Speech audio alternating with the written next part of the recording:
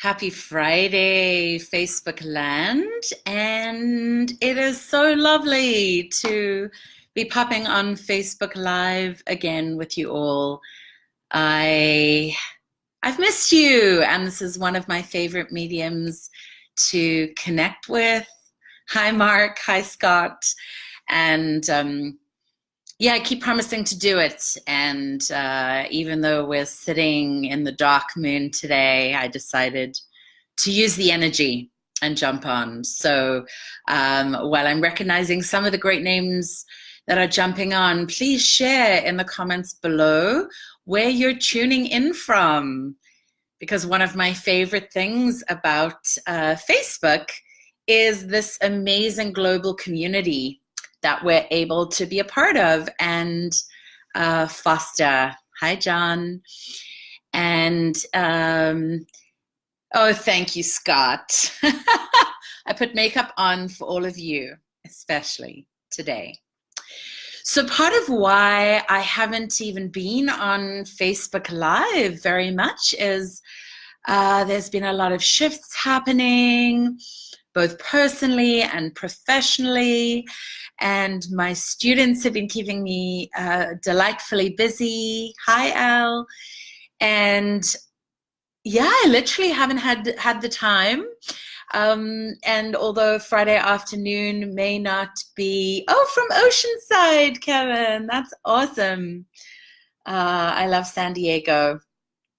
Oh, it's saying you can't hear. Well, can you all tell me if anybody else is having problem with hearing me, because lip reading can be a little tricky.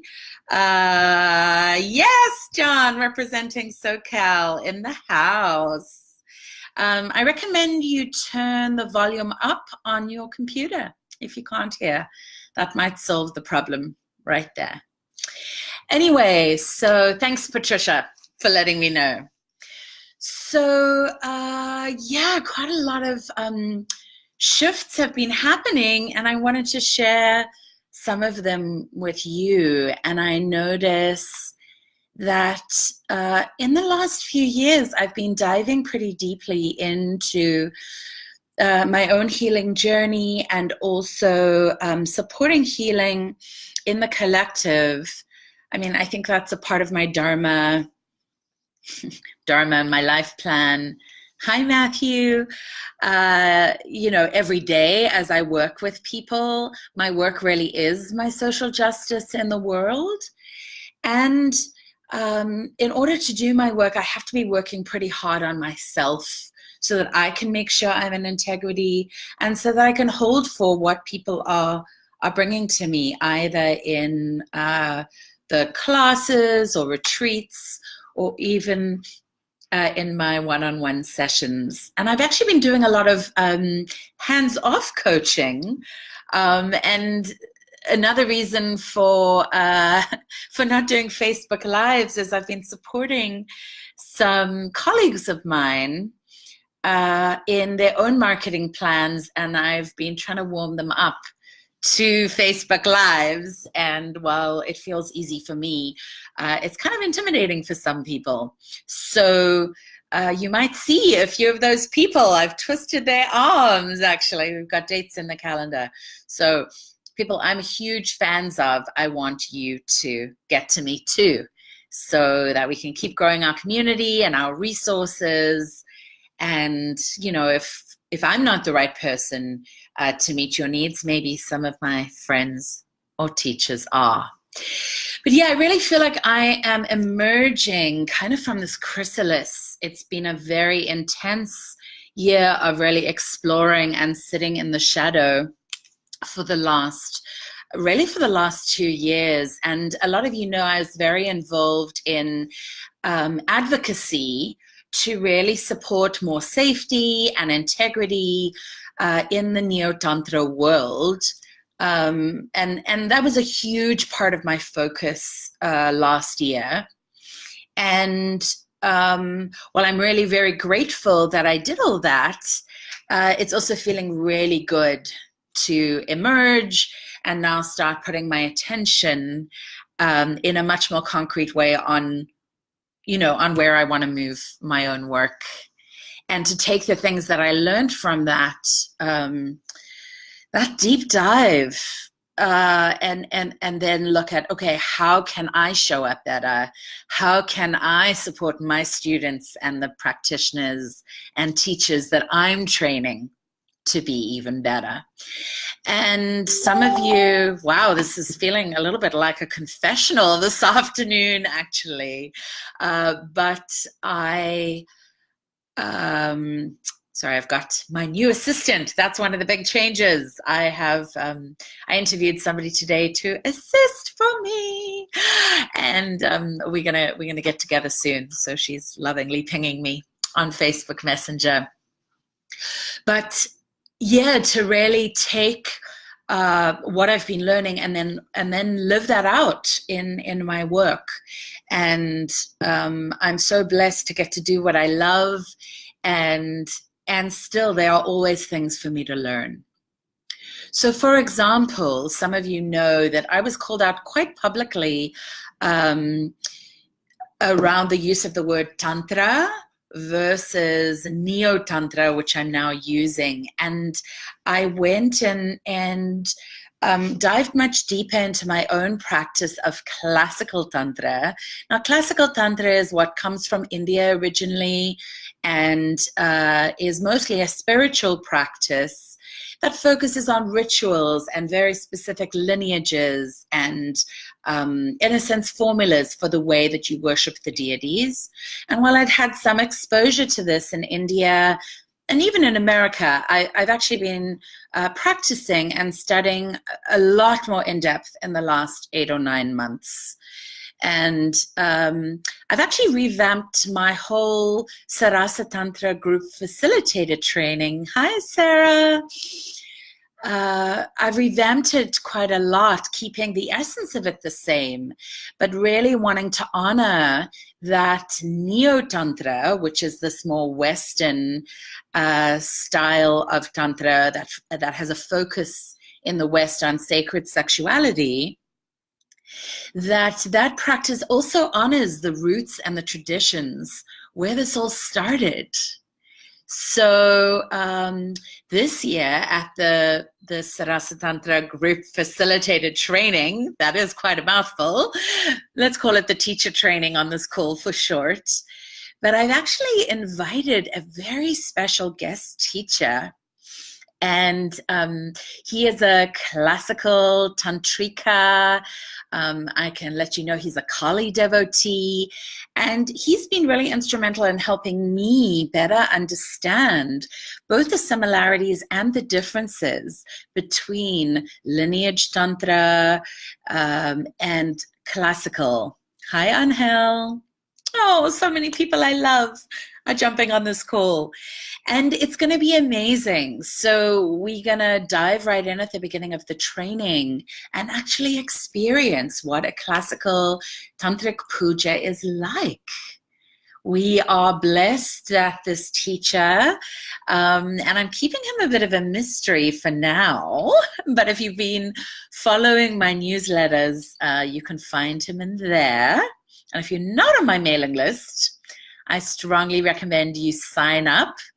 I'll probably talk about him next week as well in the newsletter. So yes, this mystery guest teacher is, he's also an incredible devotional artist. So he really knows the deities very well. And in classical Tantra, we start with the deity. And that's often overlooked in Neo-Tantra. So I'm super excited about giving people the opportunity to learn from him because he is so knowledgeable.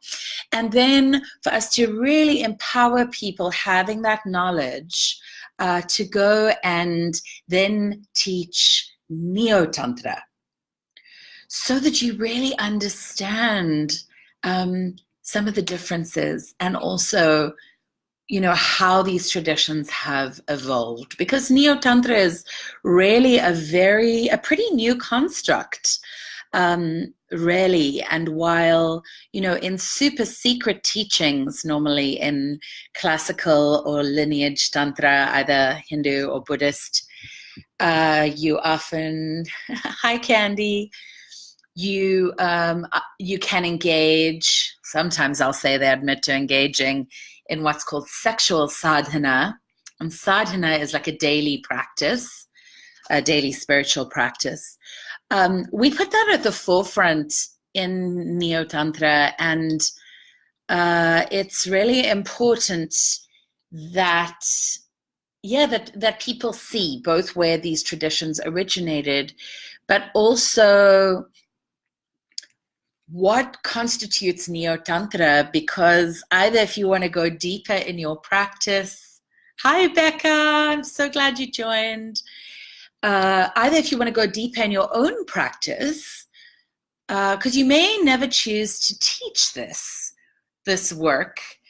So there are people coming to the training that are just wanting to understand Neo-Tantra better for themselves, but others may want to actually teach others and run fantastic rituals like I do.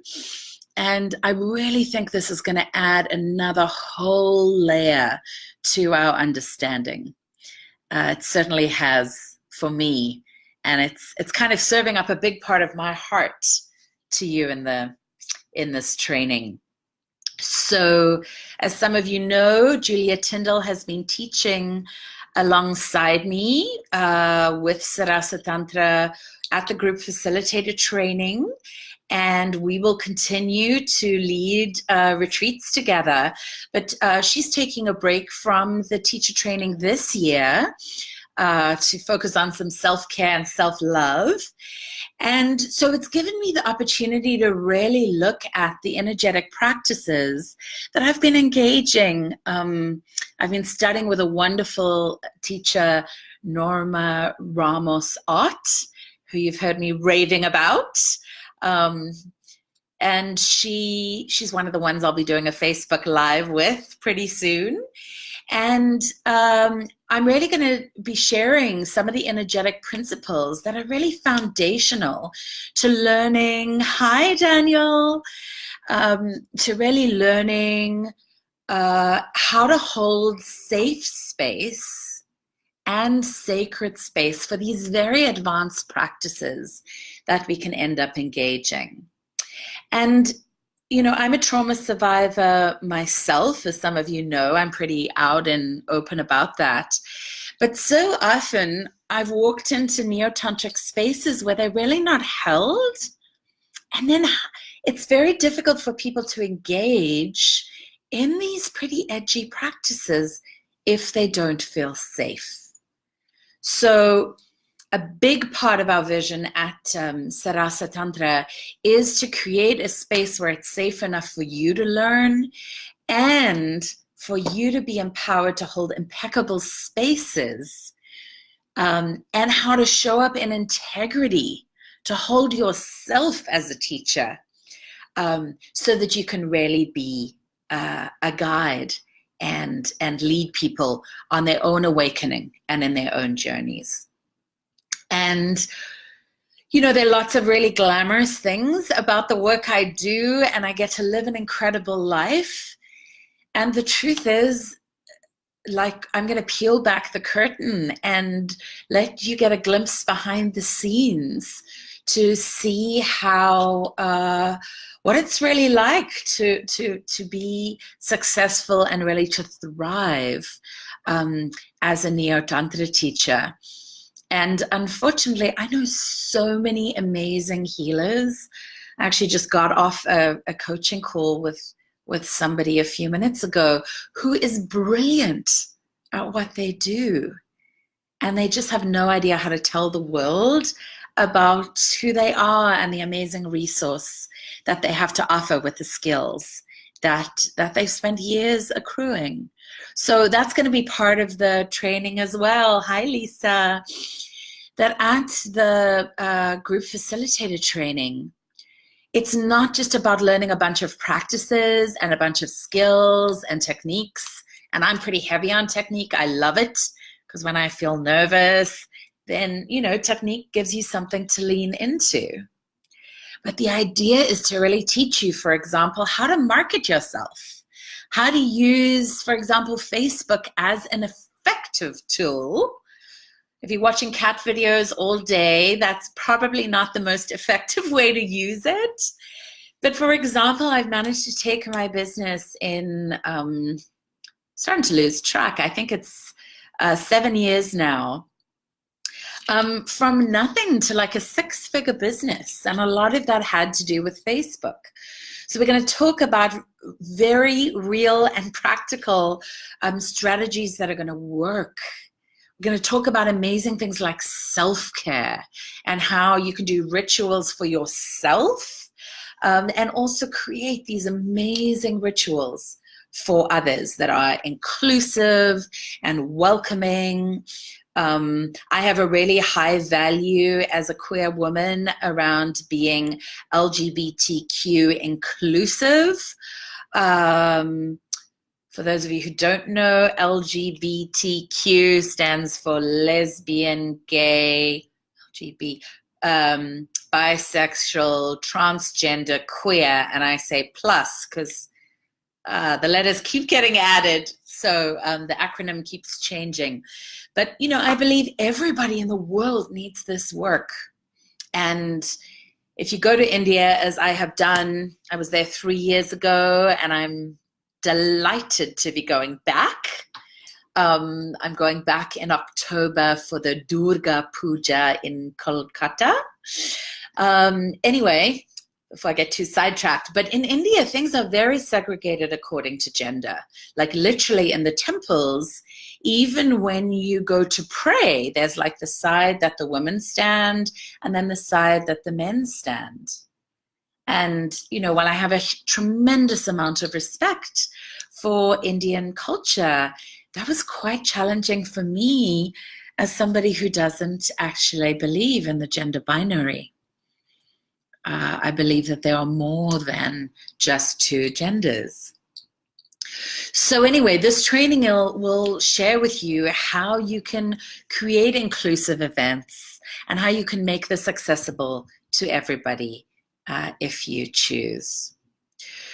So the other beautiful thing is that I'm returning to my beloved Joshua Tree next weekend as part of my own self-care to practice something called Bhakti Yoga. And for a little quick Sanskrit lesson, Bhakti, it's B-H-A-K-T-I, Bhakti. The H is like a aspirant sound. That's sounding funny in my head right now, but it's like a bhakti, not bhakti, bhakti yoga. Bhakti yoga is translated as the yoga of love or the yoga of devotion. And I'm seeing Linda pop on the video, and oh great, you're gonna be at Shakti Fest. Yes. Hi, Zoe. I'm so glad you've tuned in. And aspirated, thank you. It's Friday afternoon and my brain can't speak English anymore. So yes, John, I'm going to be in SoCal next week, but mostly for a personal retreat. Although I probably could be tempted to, or have my arm twisted to do a private session or two when I'm down there. So send me a personal message if you're interested in that. But anyway, back to Bhakti Yoga. And many of you may have heard of this practice of Kirtan. When I went to India and I said Kirtan, the Indians looked at me like I was some crazy lady. And then they went, oh, Kirtan. Because to them it doesn't even sound the same if we pronounce it just with our Western accents. So many people are familiar with Kirtan, which is this call and response chanting that we're going to be doing a lot of at Bhakti Fest. But Bhakti Yoga goes much deeper than that.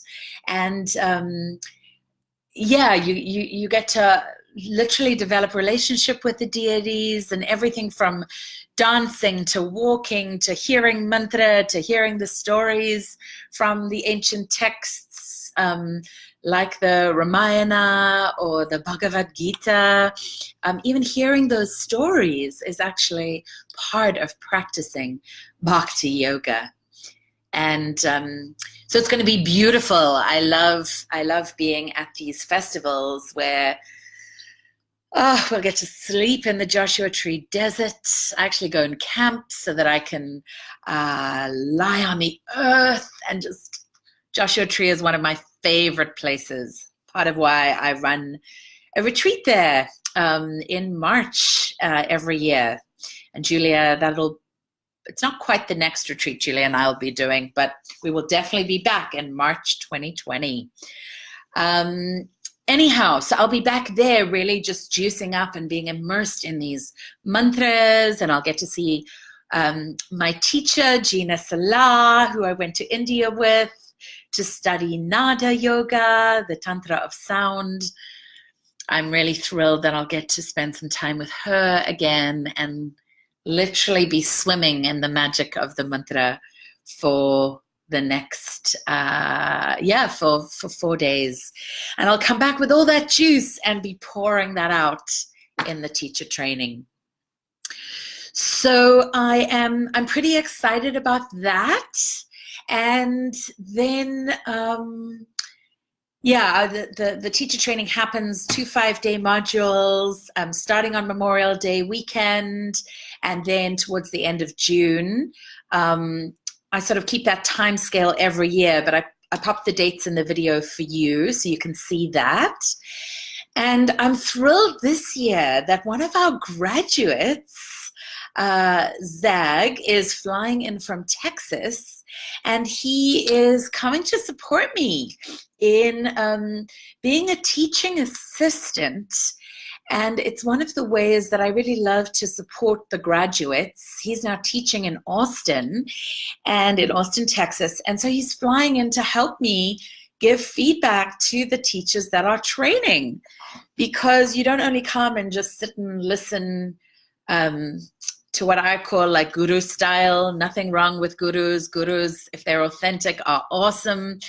But I know I've certainly studied with some Western teachers that just want to lecture me all day, and I'm a very kinesthetic learner, so I really like to teach in a very embodied and experiential way. So literally from the first day at the training, you are going to be able to teach in front of your peers and get feedback from them and get helpful hints from me, so that you can really anchor in the teachings. And for those of you that, when I was studying to be a teacher, I had no intention of doing this full time. So be careful, because you never know what the universe has in store. But anyway, so Zag will be there supporting me and giving great feedback, because he's teaching in Austin. Some of our other graduates are teaching in Ecuador and in Mexico. And we even have one of our graduates teaching in the south of France now. So for this year's training, we have people flying in from all over. They're coming in from Texas, as I said, from LA, from Indiana, Vancouver, Sacramento, of course, the Bay Area. And it's really going to be a beautiful group. And, one of the things that I really learned last year in this advocacy work was that it's really important for us to be quite selective about the teachers that we choose to study with. And I certainly have studied with people in the past that I then later learned really didn't have integrity and weren't holding the service to their students, as the most important thing. And we really have to watch as teachers that our own egos don't end up getting in the way, because, the areas of sacred sexuality, this is very edgy work. So we have to be impeccable. And it's one of the things I'll help you do, like to navigate boundaries and to have clear agreements so that you don't end up getting into the quicksand. To those of you that are just joining, please do share in the comments below where you're tuning in from, because there's some faces on here that I don't know. And, you know, when Julia said that she wasn't going to be able to join me for the training this year, she actually suggested that we cancel it.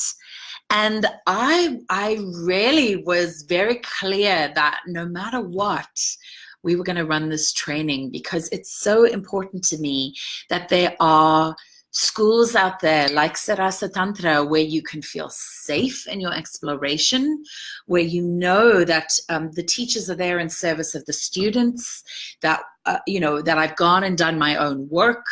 I have, you know, people that hold me accountable. I have a supervisor. I have a mastermind that calls me on my shit all the time. I have my own energy teachers, and I am I'm continuing to do my own shadow work so that it doesn't show up in the room.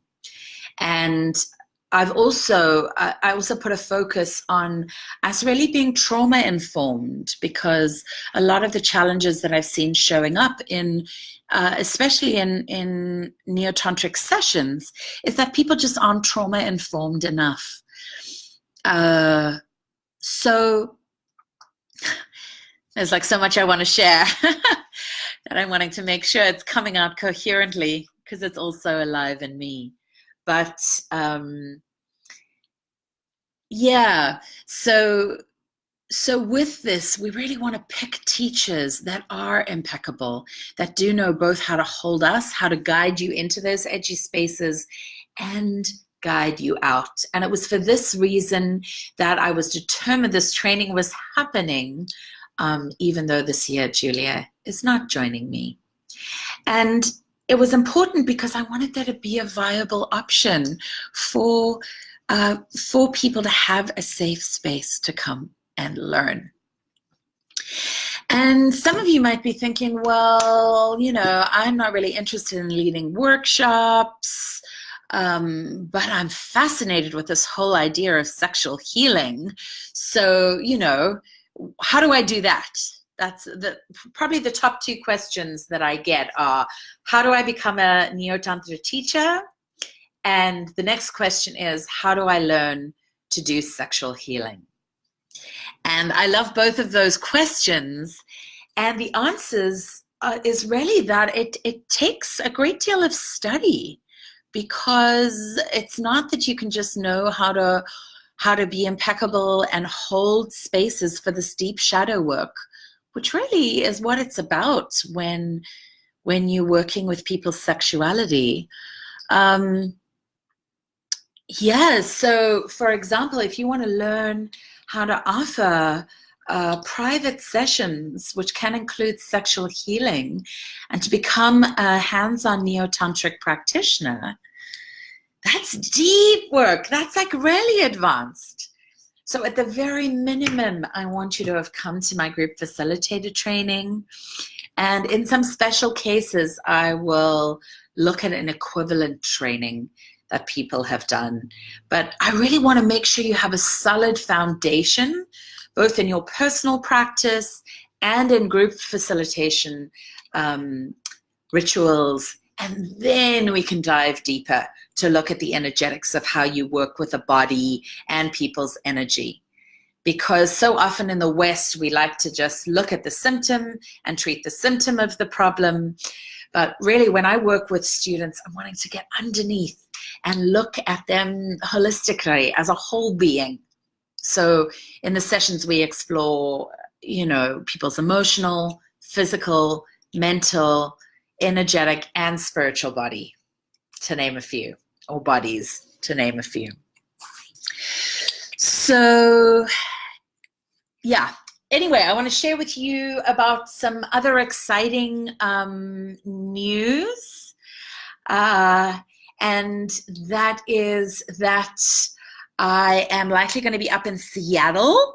I'm in talks with somebody to teach some private workshops in Seattle, probably in August. So if you're interested in that, please do ping me, and I will hook you up with the lady. That's the wonderful lady that is going to coordinate for me. This will be my first trip to Seattle, and my one condition was that I would only come in the summer. I didn't want to deal with the snow.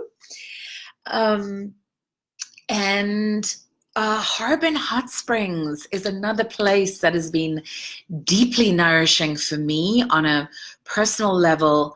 It is near Middletown, or in the region of Calistoga, in the winelands in California. And I am looking at ways to bring more Neo-Tantra up there. And I think for now, that's all I'm going to say about that. But if you're interested in that, please feel free to send me a personal message, and I can share more with you. Needless to say, it'll be a VIP experience is all that I want to say for now. So I know some of you are finishing up your work day now, and so I'm just going to be on for a few more minutes.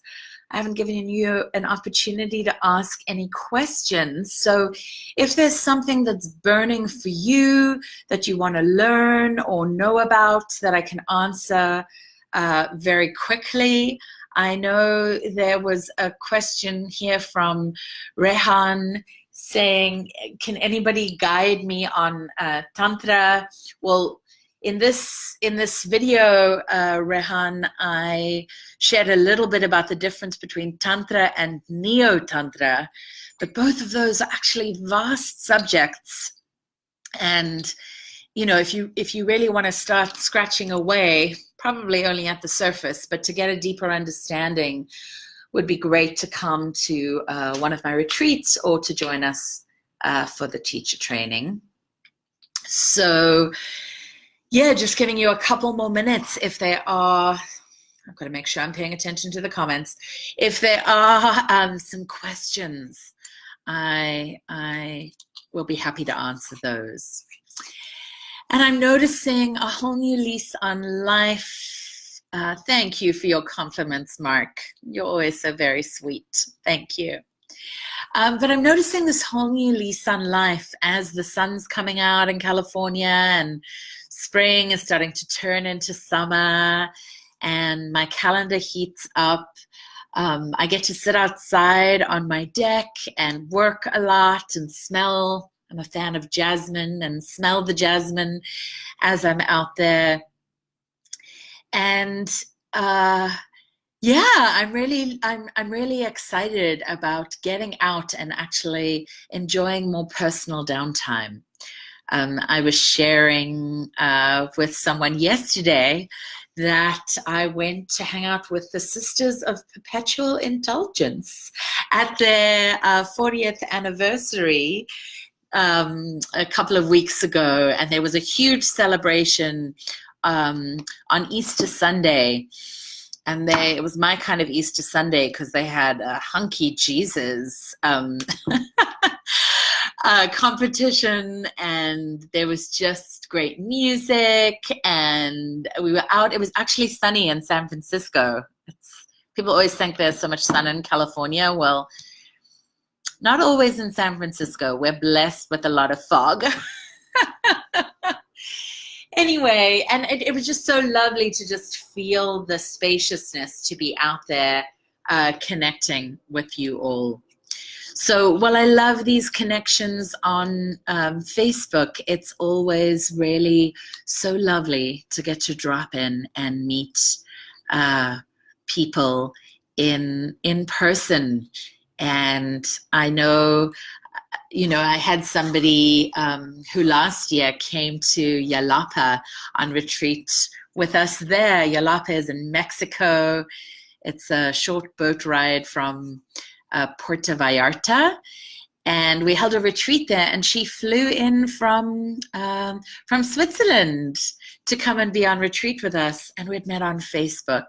And I won't out him, but there's somebody that's on this Facebook Live right now who reached out to me the other day and is going to come and join us at my next retreat, which will be at Sierra Hot Springs, which is just magical. In the Sierras, kind of on the way to Tahoe is the easiest way to describe it. But if you just put Sierraville in your in your search box. I'm gonna have to end soon. My brain is turning to mush. I've been on back-to-back calls all day. Anyway, thank you so much for tuning in. I'm just seeing something from John. Oh, so I'm going to answer your question in general. You're saying basically you're looking for a, well, you're saying a coach. I think you're saying a coach or a practice partner in Southern California, and you don't know how to go about meeting a partner.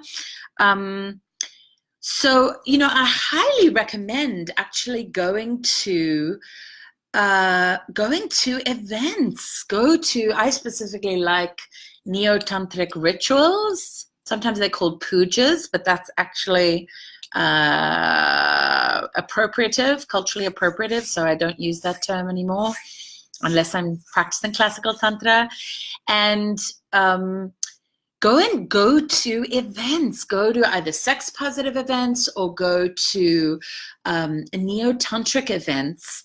And what I like about these neo-tantric rituals is that you actually, I kind of call it the neo-tantric version of speed dating, because you get to practice with about at least 10 different partners throughout the evening, and you get to meet so many amazing people. And then you get to try and exercise with them in a very safe environment. I know at my rituals, the practices are only like 5 to 20 minutes. So it's not like a long commitment, like going out to dinner or something. And you get to tune into them energetically and see how you click. So that would be my top recommendation, actually. In terms of finding a practice partner. As I mentioned, I do come down to Southern California and teach sometimes. I'll definitely be teaching at Joshua Tree in March again. And it's at events like that where you can really meet lots of people. Now, the teacher training that I'm offering in Oakland, hi Marianne, this year, it's going to be super intimate. We're only going to be between 10 and 15 people. So you'll get lots of personal attention.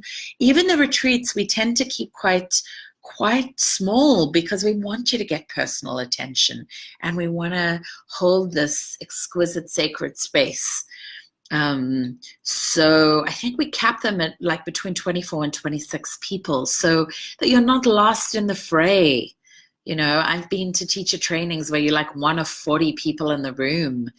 And honestly, they have no idea really how you're doing and they can't really give you much personal feedback. So at Sarasa Tantra, I really want you to have a deeply intimate experience on this journey so that we can really celebrate and support you. So,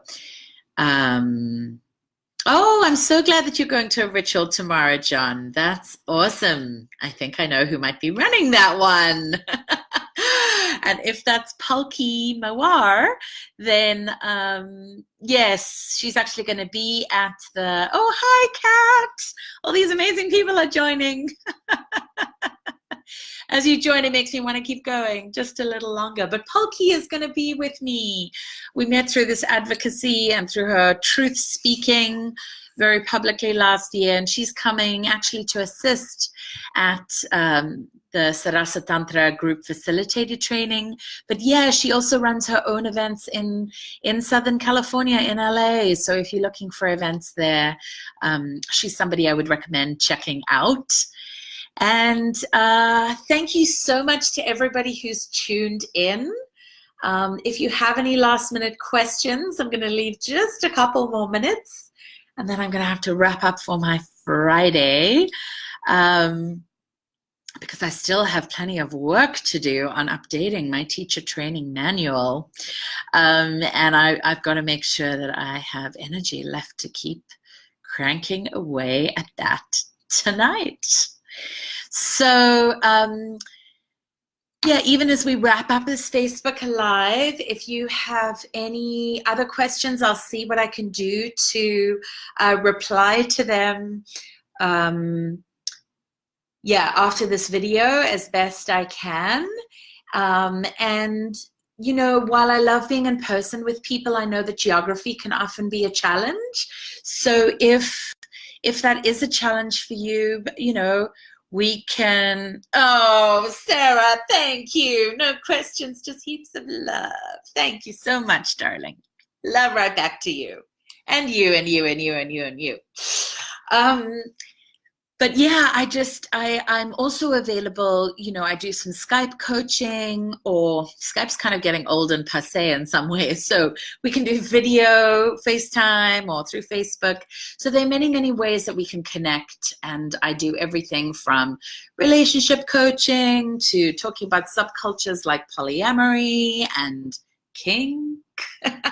I'm not a particularly conventional being, but yeah, I'd be happy to support you. And if I'm not the right person, I will gladly refer you on to somebody who is, because we are blessed with some pretty amazing, badass people. And I love supporting you in finding the best person to empower you on your journey. So that's me signing off. Feel free to share this with your friends. And come and join in the fun at one of my upcoming rituals. That's a great way to get a taste of what Neo-Tantra is all about. Rituals are some of my favorite things. I try to live life as a ritual itself. And, oh, here's Scott with a question. Oh, you crack me up, Scott. Scott's saying a friend of his was asked this at a job interview recently. How would you get an elephant into a refrigerator? Wow. Well, I think I'm going to ask how your friend answered that question. I think that's a little beyond the scope of Neo-Tantra. The only thing coming to mind right now, Ganesha is the elephant-headed god in Hinduism, and he's one of my favorites. He's amazing in that he blesses new endeavors, and he sits at the entrances to the homes and the temples in India. I have a beautiful statue or murti of Ganesha sitting at the entrance to my temple home. And you'll get to come to my temple home if you come to the teacher training. Anyway, and he is the ruler of the Muladhara, or the base chakra. This chakra is our energy centers, and he helps us ground. And so the way I would, being very liberal here with my answer, but I would visualize Ganesha energetically fitting in perfectly in the refrigerator, which might sound like a strange place to keep him. So anyway, what does MC Yogi say? MC Yogi is a hip-hop artist and a yogi, and he says, if you're blessed by Ganesh, then nothing can stop you. So perhaps if our refrigerators were blessed by Ganesh, then yeah, that could have some pretty interesting consequences. Thanks for appreciating my answers, Scott. So glad you tuned in. Candy, thank you for your beautiful reflections. I really promise I will try and do more of these. And if you have specific questions or topics you want me to cover on Facebook Live, feel free to just pop that in the comments below as well, and I may select your question and answer that next time. So namaste, which means I honor the light in you that is also in me, this place of truth in you that also resides in me. And I bow to the divine in you that also shines brightly in me. Namaste and have a beautiful day. See you soon.